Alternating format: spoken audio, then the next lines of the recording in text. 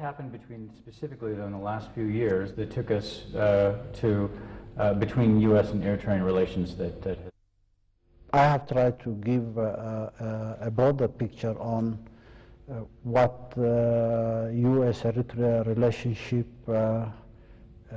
meant and how it evolved over the decades. I don't want to go into history, but since '91, we had a very consistent approach about this relationship. And that, of course, is consistent with our long-term experience and policy of what we call a safe neighborhood, a peaceful neighborhood, a stable neighborhood. It's good to think in terms of your own local realities, but again, your local realities cannot be dissociated from regional and international situations. So we said, well, now we are independent. At least we are a free country after almost 50 years. How should we shape our relationship with everybody else, including the United States? And we felt the United States is a major power. It has its influence. It has its role to play. And even when we disagree on a number of issues, on the question of a peaceful and stable neighborhood, we need to work towards developing a working relationship with the United States. That was an attitude and a consistent policy as far as Eritrea is concerned. And we wanted to see the UN play a constructive role in the making of a safe neighborhood. It's as simple as that. What has happened specifically though in the last few years that took us between U.S. and Eritrean relations that has... Well, I think that would lead us to one of the major issues, and that is the border issue. We knew then that there was a heavy-handed involvement of the United States in the conflict, even at its initial stage.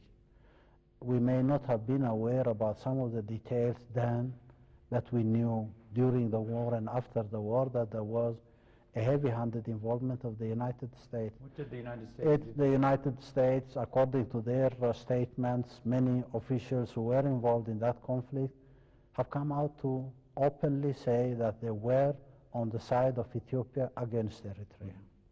Now, the question is, why would the United States be with Ethiopia against Eritrea on a senseless border issue? That is a very simple question. You may address it in a number of ways, but it's very surprising. And still the question is there.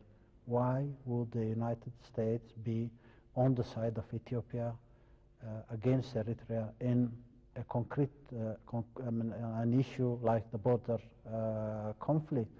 Was that border conflict a necessity? Was there any cause or any reason for that border conflict?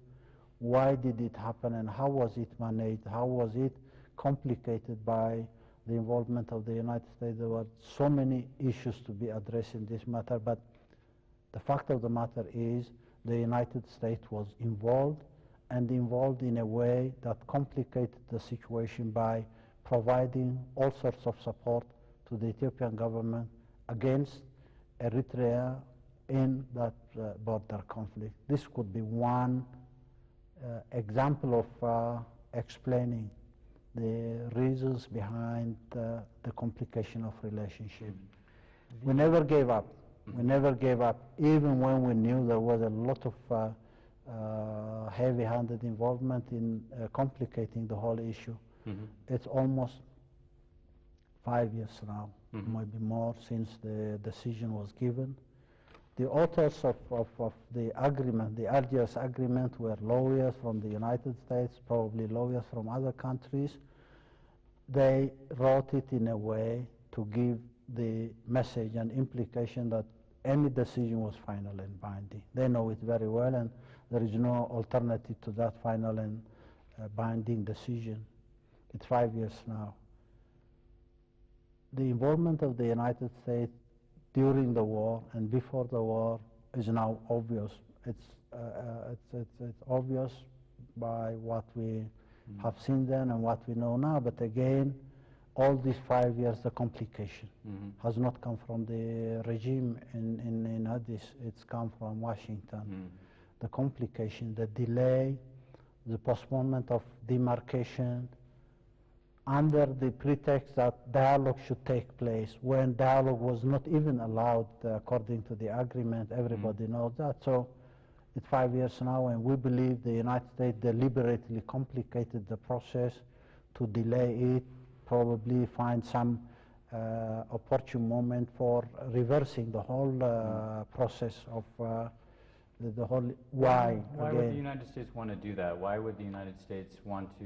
That's the question. Any ordinary person will ask why. Well, everybody would say, why would they do that? Why do they have to support Ethiopia? Why do they have to complicate the border? Isn't it wise? Wouldn't it be better for the United States to work with the countries and the peoples of this region for a stable and safe environment? That may seem naive vis-a-vis what we have witnessed the last 10 years as far as U.S. policy is concerned, but we still ask the same question. What is the interest of the United States in complicating our area by involvements that are not even logically acceptable by any standards of any country that would talk about peace and stability in the home? The early days were, it was not sheer desire for a neighborhood that would be safe and stable. The idea of the Horn of Africa, the Greater Horn Initiative, then again came up. That was an aspiration shared by many. But the aspirations are not solutions. At the end of the day, you need to have concrete programs or projects for realizing that. It never happened because I think many in Washington would deny it, but it's evident that the United States wants to manage sub-regions or regions anywhere in the world, particularly in Africa, by proxy. That could be one explanation of the flawed policies adopted by the United States, but at least by the administration and officials. And why would the United States want to manage a number of countries by some major regional power? And that's trendy. It's obvious to everyone, and for the United States to do that, officials will have to look for weak governments, very fragile societies. That would be the best way for them to manage. It's not a matter of size, geography, or what have you, but again, it's an established U.S. policy to safeguard national security interests for the United States in any region or any sub-region. You will have to have a proxy.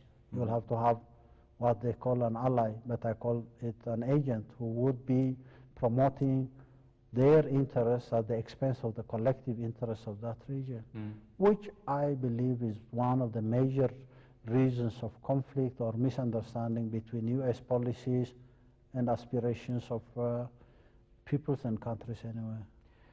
A big priority for the U.S. right now is terrorism, obviously, and a point of friction between the two countries now is the State Department is alleging that they're going to possibly put the country on a list of state sponsors of terrorism, and it stems from Eritrea's support of Somalia's Islamic Courts Union, which, as you know, the United States believes has elements inside it affiliated with Al-Qaeda.